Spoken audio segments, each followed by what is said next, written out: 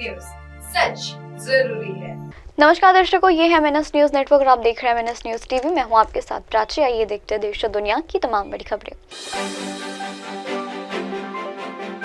युवाओं को रोजगार के तौर पर 4.20 लाख का सालाना तक का पैकेज। इसी ने कल मुलाकात का समय मांगा। मलबे को निपटाने का बीएमसी ने निकाला नायाब तरीका। आइए देखते हैं खबरें विस्तार से। युवकों को रोजगार के तौर पर 4.20 लाख सालाना तक का पैकेज। वाराणसी में आयोजित 2 दिवसीय योजना मेले में 15,000 से अधिक युवाओं को विभिन्न कंपनियों में रोजगार मिला।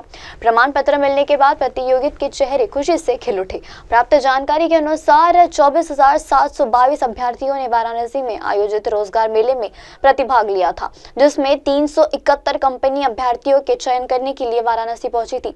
रोजगार मेले में अधिकतम वेतन 4.20 लाख सालाना प्राप्त करने वाले अभ्यर्थियों भी शामिल रहे, जो रोजगार मेले में बड़ा पैकेज माना जा रहा है। वाराणसी के चलते प्रशासन की तरफ से एसबीआई के चलते जानकारियों के अनुसार वाराणसी के कौराद्रिया में 2 दिवसीय काशी सांसद रोजगार मेले का आयोजन किया गया था।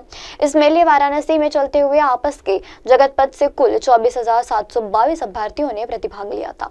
अभ्यर्थियों ने ऑनलाइन रजिस्ट्रेशन करके रोजगार मेला स्थल के चलते पहुंचे।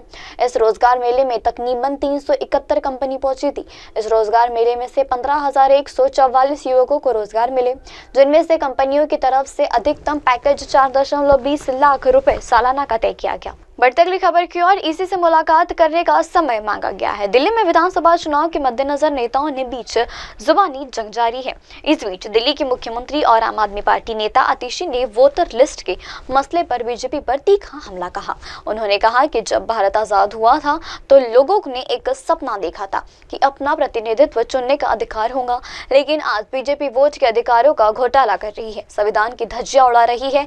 सीएम आतिशी ने एक प्रेस कॉन्फ्रेंस के दौरान यह भी कहा था कि दिल्ली विधानसभा से वोट घोटाला सामने आया और वोटर्स लिस्ट फाइनल होने से पहले रिजर्व होती नजर आई, जिसमें यह पता चलता है कि कोई मतदान पर छोड़े तो नहीं चले जाते हैं। इसी के चलते वोटर्स की मौत तो नहीं हो जाती है, लेकिन नई विधानसभा के चलते करीब 1 लाख मतदाता है और इसमें से 10,000 नए वोटर जोड़ने की एप्लीकेशंस भी आ गई है।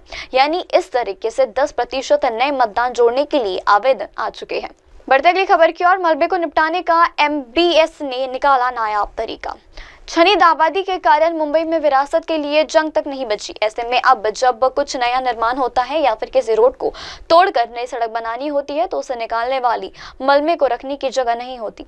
बीएनएस ने इसके लिए एक नया रास्ता निकाला, जिसमें बीएनएस ने इस मलबे को इकट्ठा कर रही है और इसके कई तरह की निजी चीजों को बनाए रखेंगी। इसके चलते डीआरसीएस में बीएनएस द्वारा बनाया गया रिबाइजेंस प्लांट 600 मीटर टन का है, जिसमें खराब मलबे को दोबारा इस्तेमाल होने वाली चीजों में दबा दिया जाएगा।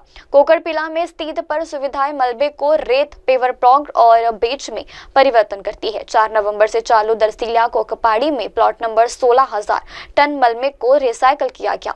बीएनएसपी लंबे समय से सड़कों और सार्वजनिक स्थानों पर अवैध रूप से मलबा फेंकने से जूझ रही थी, खासकर रात के समय जब अज्ञात व्यक्ति निर्माण कचरे को फेंक देते हैं। इस समस्या में निपटारण करने के लिए डिब्रेस ऑन कॉल सेवा शुरू की गई। नागरिकों को मलबे के निपटारण के लिए एक कानून को कुशल तरीके से प्रदान करती है।